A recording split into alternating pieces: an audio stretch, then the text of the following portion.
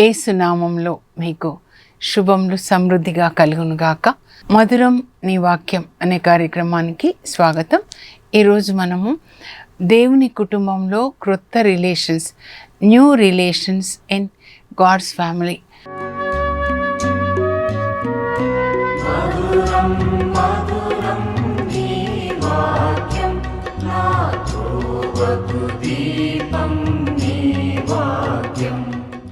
Easter తర్వాత అంతా కొత్తే కదండి. క్రొత్త నిప్పు, క్రొత్త నీరు అంటే ఏంటి అసలు? క్రొత్త నీరు, క్రొత్త నిప్పు. నిప్పు అంటే పరిశుద్ధాత్మ అన్నమాట. పరిశుద్ధాత్మ దేవుడు అగ్నిలాగా మనలో ఉన్న మలినమంతా కూడా దహించి వేస్తాడండి. అలాగే క్రొత్త నీళ్ళు అంటే తెచ్చుకుంటారు కదా చర్చిలో నుంచి, క్రొత్త తీర్థాలు అని చెప్పేసి. నీళ్ళు అంటే దేవుని యొక్క వాక్యం అండి. ఈ వాక్యం ప్రకారం మనం జీవించాలి. ఈరోజు కొలోసి 3వ అధ్యాయం మనం ధ్యానించుకుందామండి. ఈ అధ్యాయం ప్రకారం ఇందులో దేవుడు చెప్పినట్లుగా మనం జీవించాలి. ఈ గ్రంథం ఎందుకు అనంటే మనల్ని నీతి మార్గంలో నడిపించడానికి, ధర్మ మార్గంలో పరలోకానికి నడిపించడానికి. ఇంకొక మార్గం అధర్మ మార్గము, అది విశాలంగా ఉంటుంది, అది నరకానికి తీసుకొని వెళ్తుంది అన్నమాట. లోకంలో చాలామంది ఆ మార్గంలో ప్రవేశిస్తారు. యేసు ప్రభు చెప్పిన 2 మార్గాలు మత్తయి సువార్త 7:13 అండి. మీరు ఇరుకైన మార్గంలో ప్రవేశించండి, అది మిమ్మల్ని జీవానికి చేరుస్తుంది, అంటే పరలోకానికి అన్నమాట. అనేకులు దానిలో పయనింప ప్రయత్నిస్తారు కానీ ప్రయాణం చేయలేరు. కానీ విశాల మార్గం, సులభమైన మార్గము, అది నరకానికి, మరణానికి దారితీస్తుంది. అంటే ఆత్మ నరకంలో కాలడాన్ని మరణం అండి. యేసుప్రభు ఎప్పుడైనా మరణము, నాశనము అన్నారంటే అది నరకం అన్నమాట. జీవము, శాంతి మార్గం అంటే అది పరలోకానికి అన్నమాట. సో మనం ఈ మార్గంలో నడవాలి అంటే మరి రోడ్డు మీద వెళ్ళేటప్పుడు ఇన్స్ట్రక్షన్స్ ఉంటాయి కదండి. ఇలా టేక్ లెఫ్ట్, టేక్ రైట్. ఇప్పుడు లొకేషన్ పెడితే మనం ఏ ప్లేస్కని వెళ్తున్నాం, అప్పుడు వాళ్ళు ఇన్స్ట్రక్షన్స్ ఇస్తూ ఉంటారు కదా, ఒక voice, you take left, right 200 kilometres అని. అలాగే ప్రతిరోజు మనం నడవవలసినటువంటి మార్గాన్ని దేవుడు మనకి బోధిస్తూ ఉన్నారనమాట పరిశుద్ధ గ్రంథంలో. కనుక పరలోకానికి వెళ్ళాలి అని మీరు కోరుకుంటే మీరు వాక్యాన్ని చదివి దాన్ని పాటించాలండి. వేరే మార్గం లేదనమాట.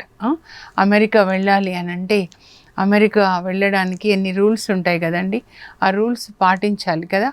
కనీసం ఒక ట్రైన్లో వెళ్ళాలి అని అంటే ఇక్కడ నుంచి వైజాగ్ అనుకోండి, దానికి కూడా రూల్స్ ఉంటాయి. టికెట్ కొనుక్కోవాలి, రూల్స్ అన్నీ మనం ఫాలో కావాలి కదా.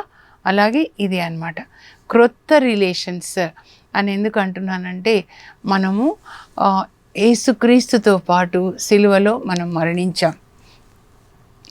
అదే ఇక్కడ కొలోసి 2:20లో చెప్తున్నారు, మీరు క్రీస్తుతో పాటు మరణించితిరి, ఇప్పుడు క్రీస్తుతో పాటు లేవనెత్తబడ్డారు ఈస్టర్ రోజున. కనుక మీ హృదయములను ఇచ్చట భూమి మీద ఉన్న వస్తువుల మీద కాక అచ్చట పరలోకంలో ఉన్న వస్తువుల పైకి మరల్చండి. మీ హృదయాన్ని పరలోకం వైపు మరల్చండి. అలాగే మీ మనస్సు, ఈ మనస్సులో ఎన్నో కోరికలు అన్నమాట. మీ మనస్సులు కూడా ఇక్కడ క్రింద ఉన్న వాటిని కాకుండా పైనున్న వాటిని వెతకాలి. అయితే ఎవరండి మార్చేది? కారులో వెళ్ళేటప్పుడు టర్న్ తీసుకోవాలి అంటే డ్రైవర్ మారుస్తారు కదా. ఇప్పుడు మనలో ఉన్న డ్రైవర్ ఎవరంటే పరిశుద్ధాత్మ అన్నమాట. ఆ పరిశుద్ధాత్మ దేవుడు మన హృదయాన్ని క్రింది వాటి మీద కాకుండా పై వాటి మీదకి మరలుస్తాడనమాట. ఇప్పటి వరకైతే ఈ లోక సంబంధమైన సైతాన్ అనమాట.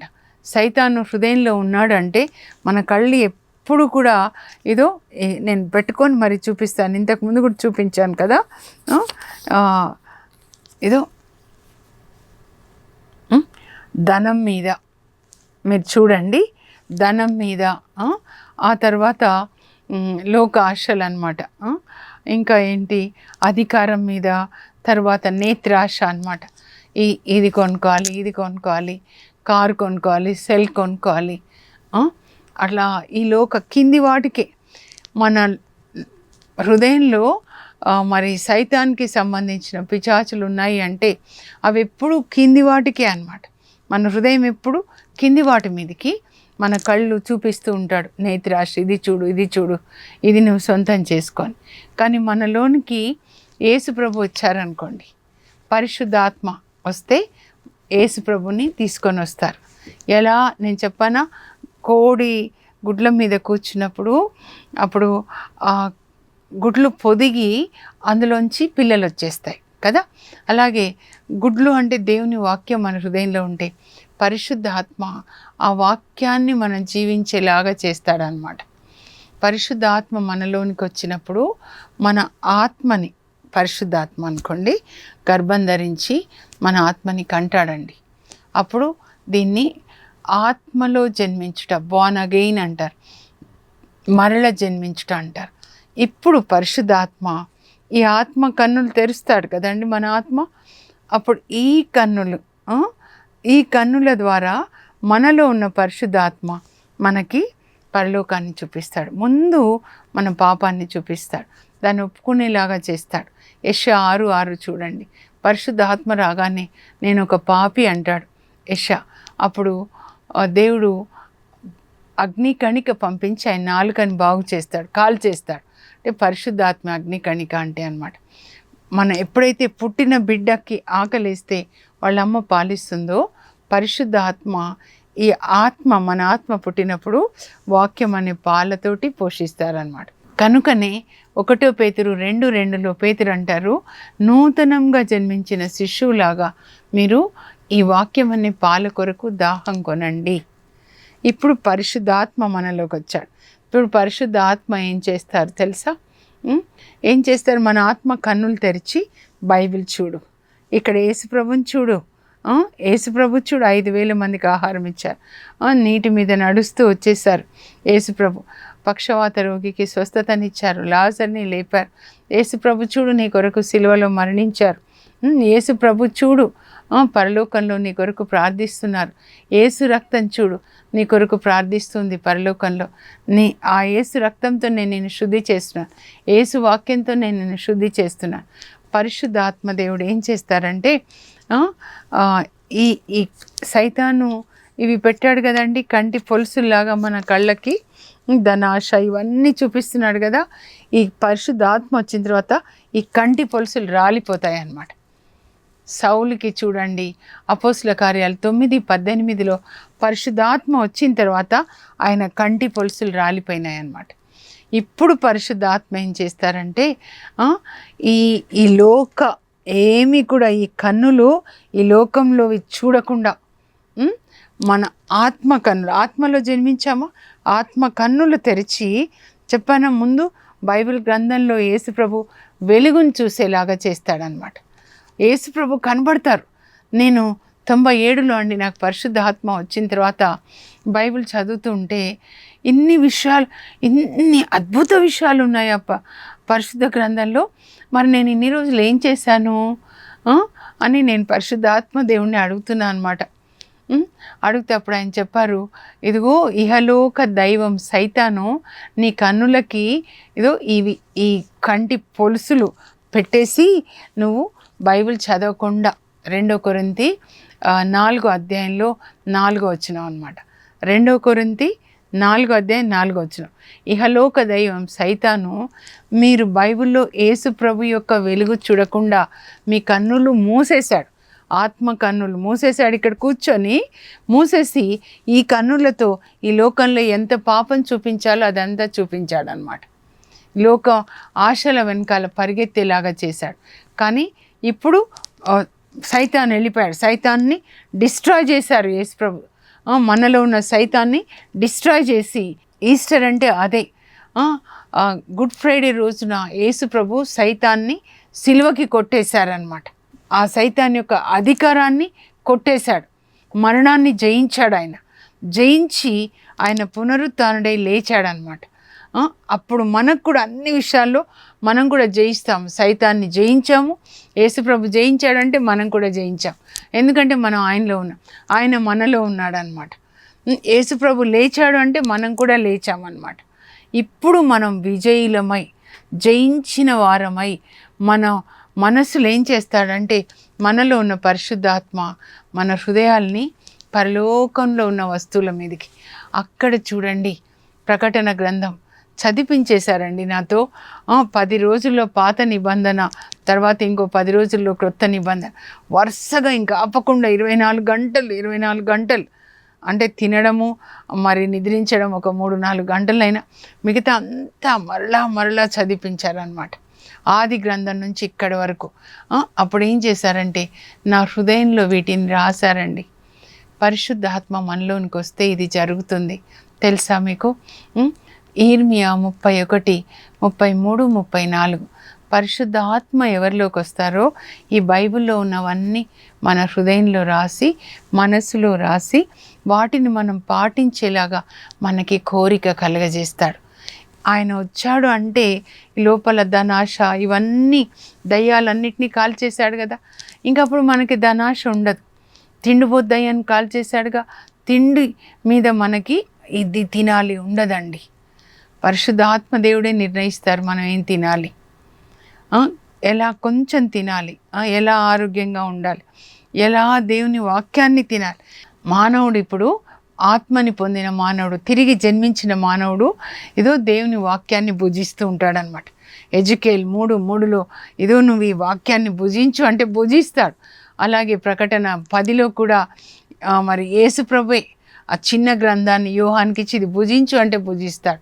ఇంకా మనం దీన్ని భుజిస్తూ ఉంటాము కనుక ఇంకా తిండిపోతే ఆత్మ లేదు అంటే తినడానికి మనం ఇంకా జీవించమండి. అది ధనాశ వెళ్ళిపోయిందంటే జక్కయ్యలో వచ్చిన మార్పు వస్తుంది అన్నమాట. ఇది నూతన జీవితం. మనం సమాధి చేయబడ్డాం. పాత జసింత చచ్చిపోయింది. ఇప్పుడు యేసుక్రీస్తు యొక్క వధువు అన్నమాట. యేసుక్రీస్తు నాలో జీవిస్తూ ఉన్నాడు కనుక నేను ఆయన వధువుగా ఆయన అడుగు జాడల్లోనే నేను నడుస్తానన్నమాట. ఇది క్రొత్త జీవితం. ఇప్పుడు నా మనసు ఎప్పుడు హృదయం ఎప్పుడు కూడా పరలోకం మీద ఉంటుందన్నమాట. అక్కడ రాత్రి పడుకున్నప్పుడు నేను ఆ ఊహల్లో అక్కడికి వెళ్తే అక్కడ యేసుప్రభు చూపిస్తుంటారు ఒక్కొక్కరిని వాళ్ళ దగ్గర కూర్చొని మాట్లాడినట్లుగా. మరియ తల్లిని అలా చూస్తూ నిష్కలంక సుందరి పరిశుద్ధ మాత యేసుప్రభు చిన్ననాటి విషయాలు చెప్పమ్మా. జోజప్ప గారి దగ్గర ఎంత మంచి వ్యక్తి అండి, దేవుడు చెప్పినట్లుగా చేశారు కదా. ఏలియా దగ్గర కూర్చొని, పేతురు దగ్గర, పౌలు దగ్గర, హంగేరి ఎలిజబెతమ్మ దగ్గర, అందరి దగ్గర కూర్చొని వాళ్ళతో మాట్లాడుతుంటే ఎంత బాగుంటుంది. ఎలా దేవుని స్తుతించారు. అలా మనం కూడా దేవుని స్తుతిస్తూ ఉంటే ఎంత ఆనందంగా ఉంటుంది కదా ఆ లోకము. ఆ ఆనందము మనం ఇక్కడే అనుభవించాలండి, పరలోకానికి పోయిన తర్వాత కాదు. ఇక్కడే ఇప్పుడు నాలో యేసు ప్రభు ఉన్నారంటే నేనే ఇప్పుడు పరలోకం అన్నమాట. నేనే నాలోనే ఉంది, నా ఇల్లే పరలోకం. ఆయనతో ఎల్లప్పుడూ ఆనందించాలన్నమాట. దేవునితో ఎల్లప్పుడూ ఆనందించమని చెప్పారు. ఎప్పుడు మీరు విచారంగా ఉండాలి, ఈ లోక విషయాల గురించి విచారించాలని దేవుని చిత్తం కాదండి. కొలోసి మెల్లగా మీరు చదువుకుంటే అక్కడ ఆ పైనున్న విషయాల మీద మనము మన హృదయాల్ని మార్చాలన్నమాట. తర్వాత ఏం చెప్తున్నారంటే మీలో ఇంకా ఈస్టర్ క్రిస్టియన్స్గా పునరుత్థానులైన క్రిస్టియన్స్ అన్నమాట. మరణాన్ని జయించిన క్రీస్తు మీలో ఉన్నాడు, పునరుత్థానుడైన క్రీస్తు మీలో ఉన్నాడు కనుక మీరు అపవిత్రత, జారత్వము, ధనాశ అలాంటివన్నిటిని కూడా తుదముట్టించాలి. ఎలాగా? పరిశుద్ధ ఆత్మదేవుని అగ్నితో అన్నమాట. ఆయన అడగాలి, కాల్చేయండి, నిద్రని కాల్చేయండి, తిండిపోతు దయ్యం కాల్చేయండి, అపవిత్రత అనే దయ్యాన్ని కాల్చేయండి. ఆ దయ్యం ఉందనుకోండి అపవిత్రమైనవే చూడాలన్నమాట. దాని భోజనం ఏంటంటే అపవిత్రమైనవి. సెల్ ఫోన్లోంచి చూడాలి పాప సంబంధమైనవి. ఆ దయ్యానికి అదే కావాలన్నమాట. అపవిత్రమైన మాటలు కావాలి. ఎక్కడ ఎవరు ఆ బూతు మాటలు మాట్లాడతారు టీవీలలో కూడా చూడండి, అవే ఇష్టపడతారనమాట. ఎందుకంటే ఆ దయ్యం అక్కడ ఉంది, అపవిత్రత. జారత్వం అనుకోండి అంటే ఇంకా పాప సంబంధమైనవి చూడడానికి అనమాట. ఎందుకంటే అక్కడ ఆ దయ్యం ఉంది. సీసాలు, త్రాగుబోతు దయ్యం ఉంటే సీసాలు కావాలి, తిండిపోతు దయ్యం ఉంటే తిండిపోతు. షాపింగ్ దయ్యం ఇప్పుడు ఎక్కువ, ఇది షాపింగ్, ఈ షాపింగ్లు షాపింగ్ దయ్యం, ఇవన్నీ వెళ్ళిపోయినాయి అనుకోండి, ఇంకా మనలో పరిశుద్ధాత్మ వస్తే మన ఊహల్లో యేసు ప్రభు, మన శ్వాసలో యేసు ప్రభు, మన ఆలోచనలు, మన హృదయం అంతా యేసు ప్రభు పిచ్చి పట్టాలన్నమాట. యేసు ప్రభు పిచ్చి మనకి పట్టాలి, అలా ఉండాలన్నమాట. అలా అదే చెప్తున్నారు ఇక్కడ. ఇవేవి పాత మనస్సు వద్దు, పాప పురుషుడు శరీరంలో జీవించడం అంతా సమాధి చేయబడి ఆత్మలో జీవించాలి. శరీరం నశించిపోయి మొలక ఎట్లా విత్తనంలోంచి వస్తుందో అలా ఆత్మ ప్రతిరోజు ఫలిస్తుంది అన్నమాట. పరిశుద్ధ ఆత్మ మనకు అమ్మలాగా దేవుని వాక్యాలు బోధిస్తూ మన ఆత్మలో ఎదిగేలాగా చేసి పెళ్లి వయసు వచ్చినప్పుడు యేసు ప్రభుకి ఇచ్చి మనల్ని పెళ్లి చేస్తాడండి ఆయన మేఘాల్లో వస్తే. అదే ఇక్కడ చెప్తున్నారు. 3:12 నుంచి మీరు చదివితే మెల్లగా చదువుకోండి. నా ఆత్మీయ గురువు గారు ఎప్పుడు చెప్తారు, ఫాదర్ లూర్ద్ గారు, అమ్మ ఈ వాక్యాలు కొలొస్సీ 3:12 నుంచి 17 వరకు ఇవి రూల్స్ ఫర్ హ్యాపీ ఫ్యామిలీ అన్నమాట. ఆనందమయ కుటుంబానికి సూత్రాలు అని, ఆనందమయ కుటుంబంకు సూత్రాలని అవి రాసుకొని ఇంట్లో చాట్ లాగా చేసుకొని పెట్టుకోమనండి అని ఆయన కొన్ని చేయించి నాకు కూడా ఇచ్చారండి. మీరు మెల్లగా చదువుకోవాలి. ఈస్టర్, హ్యాపీ ఈస్టర్ అని మీరు చెప్పారంటే మీరు ఎలా ఉండాలి? Christ has reason, happy Easter, Christ has reason. నాలో క్రీస్తు లేచాడు, పునరుత్థానుడైన క్రీస్తు నాలో ఉన్నాడు కనుక నేను ఇప్పుడు క్రీస్తులాగా కొత్త జీవితాన్ని జీవిస్తాను. నా జీవితము ఇప్పుడు క్రీస్తులో నీతిగా ఉంటుంది, ప్రేమగా ఉంటుంది అన్నమాట. ఏం ధరించుకోవాలంటే పునరుత్థాన క్రైస్తవులు మీరు చూడండి 3:12 అన్నమాట. మీరు దేవునికి ప్రియులు, పరిశుద్ధులు కనుక దయా, కనికరము, వినయము, సాత్వికత, ఓర్పు ధరించుకొనండి. 5 అన్నమాట. ఇది పునరుత్థాన యేసుక్రీస్తుకి చెందిన వాళ్ళు అన్నమాట. అంటే యోహాను 13:34 అండి. కడరా భోజన సమయంలో ఏం చెప్పారు ప్రభు? నేను మీకు ఒక నూతన ఆజ్ఞ ఇస్తున్నాను, నేను మిమ్మల్ని ప్రేమించినట్లు మీరు ఒకరినొకరు ప్రేమించుకోనండి. ప్రాణమిచ్చే త్యాగమైన ప్రేమతో మీ అమ్మ నాన్నని, మీ భార్యని, భర్తని, అత్త కోడళ్ళు, అక్క చెల్లెళ్ళు, అన్నదమ్ముళ్ళు అలా ఉండాలండి. ఒకరి మీద ఒకరికి ఏదైనా మనస్తాపం ఉన్న ఎడల ఒకరినొకరు సహించుకుంటూ క్షమించండి. ఇంట్లో సహించుకోవాలండి. ఎందుకంటే అవతల వ్యక్తి చేసే పని మనకు చాలా కష్టంగా ఉంటుంది, అయినా సహించుకోవడం నేర్చుకో. యేసు ప్రభు ఎన్ని శ్రమల్ని సహించుకున్నాడు కదా. హెబ్రీ 12:2 పౌలు చెప్తాడనమాట. హెబ్రీ 11 అంతా విశ్వాస వీరుల గురించి చెప్తాడు. చూడండి మోషే, చూడండి అబ్రహాం ఎలా దేవునికి విధేయించాడు, ఎంత విశ్వాసం. మోషే చూడండి, మోషే గురించి చెప్తాడు హెబ్రీ 11:24-25 మోషే ఫరో మనోడిగా పెంచబడ్డాడనమాట 40 సంవత్సరాలు. కానీ ఆ ఫరో మనుమడు అని పిలిపించుకోవడానికి ఇష్టపడకుండా తన ప్రజలు బానిసలుగా ఉన్నారు, వాళ్ళ కొరకు క్రీస్తు కొరకు శ్రమలు అనుభవించడానికి ఆయన ఆ సౌఖ్యాలన్నీ కూడా, ఆ భోగభాగ్యాలు ఒక రాకుమారుడిగా అన్నీ విడిచిపెట్టి తన ప్రజలతో ఆయన మరి శ్రమలు అనుభవించడానికే ఇష్టపడ్డాడు. ఎవరైనా అలా ఉంటారండి?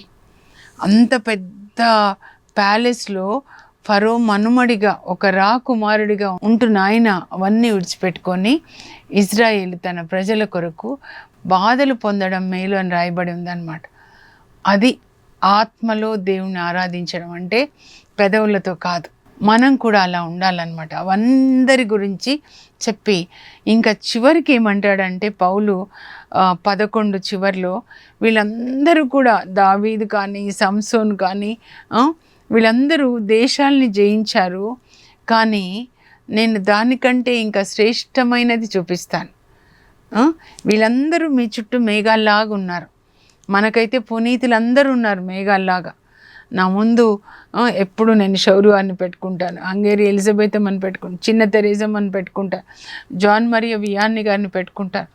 అయ్యా వాళ్ళలాగా కొద్దిగైనా నేను ఉండాలి అని చెప్పి ఇంత గొప్ప సాక్షి సమూహము మనల్ని మేఘాల్లాగా ఆవరించి ఉండగా మనము మనల్ని పెనవేసుకొని ఉన్న చిక్కులు పెట్టే పాపములనన్నింటినీ కూడా విదిలించుకోవాలండి.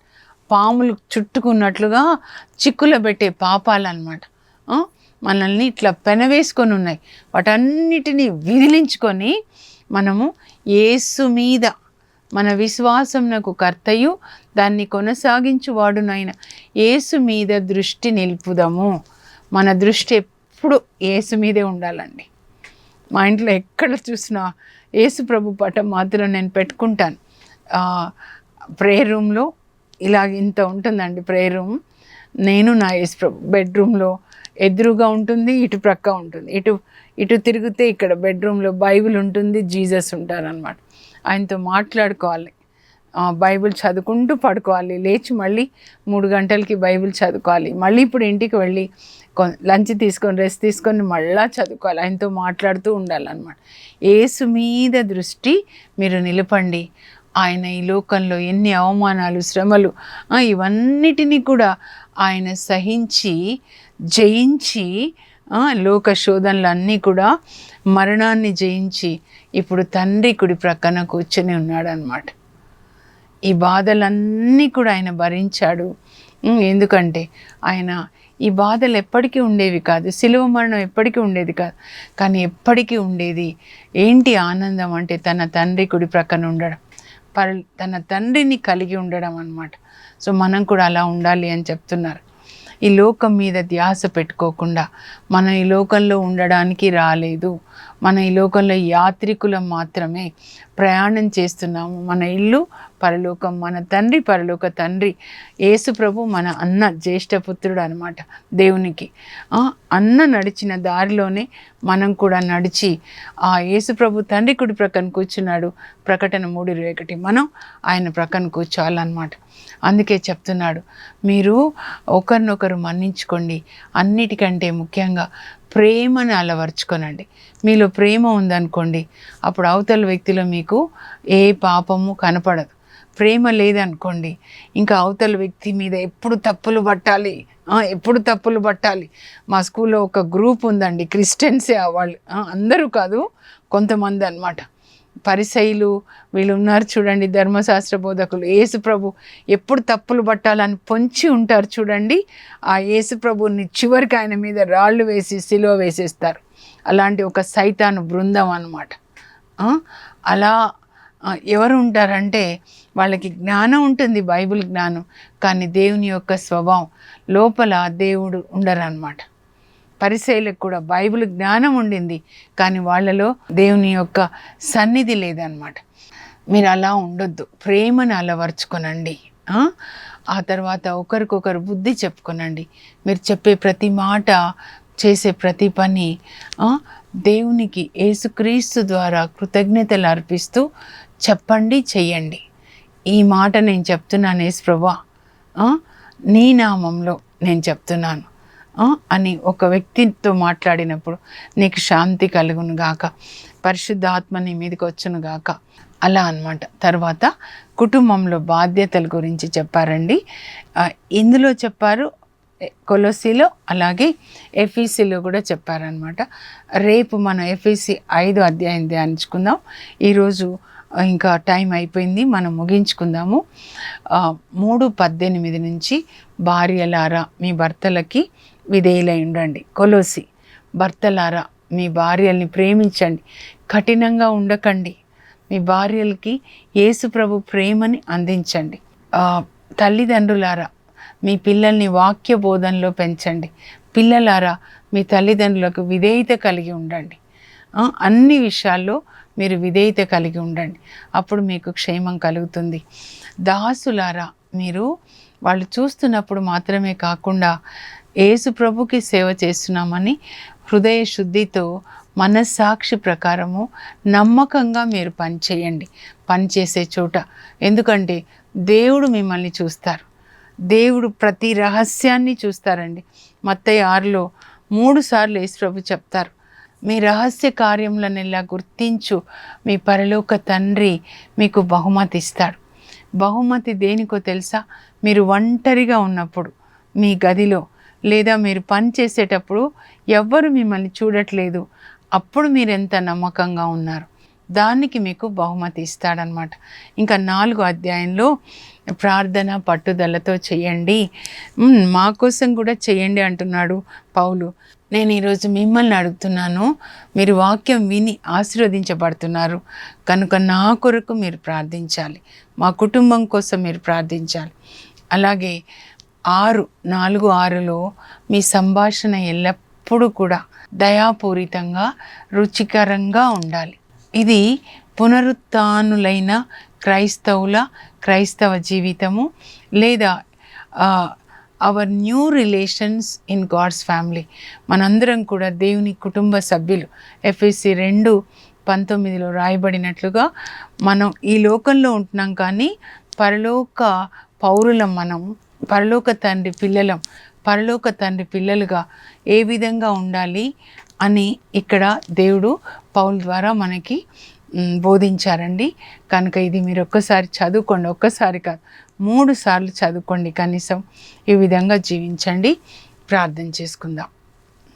పరలోకపు మా తండ్రి, మీ పరిశుద్ధ నామమునకు స్తోత్రం కలుగునుగాక. మీరు క్రీస్తుతో పాటు మరణించారు పాపానికి, క్రీస్తుతో పాటు లేచారు నీతిని ధరించుకొని, క్రీస్తు యొక్క దయని, కనికరాన్ని, సాత్వికత, ఓర్పు, సహనాన్ని ధరించుకొని, కనుక మీరు యేసు ప్రభు యొక్క బిడ్డలుగా దయా కనికరాలు కలిగి ఉండండి. ఒకరినొకరు సహించుకొనండి, ఒకరినొకరు క్షమించుకొనండి. అలాగే ప్రేమ కలిగి ఉండండి, సేవ చేసుకోనండి, ఒకరికొకరు బుద్ధి చెప్పుకొనండి. దేవుని యొక్క వాక్యం మీ హృదయంలో సమృద్ధిగా ఉండేటట్లుగా చూడండి. భర్తలారా, క్రీస్తు ప్రేమ మీ భార్యలకు ఇవ్వండి. భార్యలారా, మీరు ప్రభువునకు విధేయులైనట్లే మీ భర్తలకు విధేయులై ఉండండి. పిల్లలారా, మీ తల్లిదండ్రులకు విధేయత చూపించండి, మీకు క్షేమం కలుగుతుంది. తల్లిదండ్రులారా, మీ బిడ్డల్ని క్రమశిక్షణలో, వాక్యబోధనలో పెంచండి. దాసులారా, మీరు మీ యజమానులు చూస్తున్నప్పుడు కాకుండా మీరు చిత్తశుద్ధితో మీ పనిని సక్రమంగా నెరవేర్చండి. ఎందుకంటే మీరు సేవ చేసేది క్రీస్తునకు, ఆయన బహుమతి ఇస్తాడు. యజమానులారా, మీరు మీ పని వాళ్ళ పట్ల కఠినంగా ఉండకండి. పరలోకంలో మీకు ఒక యజమానుడు ఉన్నాడు కనుక వాళ్ళని మీ సోదరులుగా చూడండి. ప్రార్థన పట్టుదలతో చేయండి. మీ సంభాషణ ఎప్పుడు రుచికరంగా, దయాపూరితంగా ఉండేటట్లు జాగ్రత్త పడండి. దైవజనుల కొరకు ప్రార్థించండి అని మీరు మాకు బోధించారు. వీటిని పాటించడానికి పరలోక తండ్రి ఈ బిడ్డలకి పరిశుద్ధాత్మనివ్వండి. ఈ బిడ్డల కంటి పొలుసులు రాలిపోయి ప్రభా, మీరు పరిశుద్ధాత్మ కన్నులు తెరిచి బైబిల్ గ్రంథంలో ఉన్న అద్భుత విషయాల్ని వాళ్ళు గ్రహించి యేసుక్రీస్తు వెలుగుని బైబిల్ గ్రంథంలో చూచినట్లుగా దేవుడు వాళ్ళ మనోనేత్రములను తెరచుదురుగాక. యేసు నామంలో అడుగుచున్నాం తండ్రి, ఆమెన్. దేవుని కుటుంబ సభ్యులుగా దేవుడు చెప్పినట్లుగా ప్రేమ కలిగి జీవించండి. God bless you. Have a blessed day.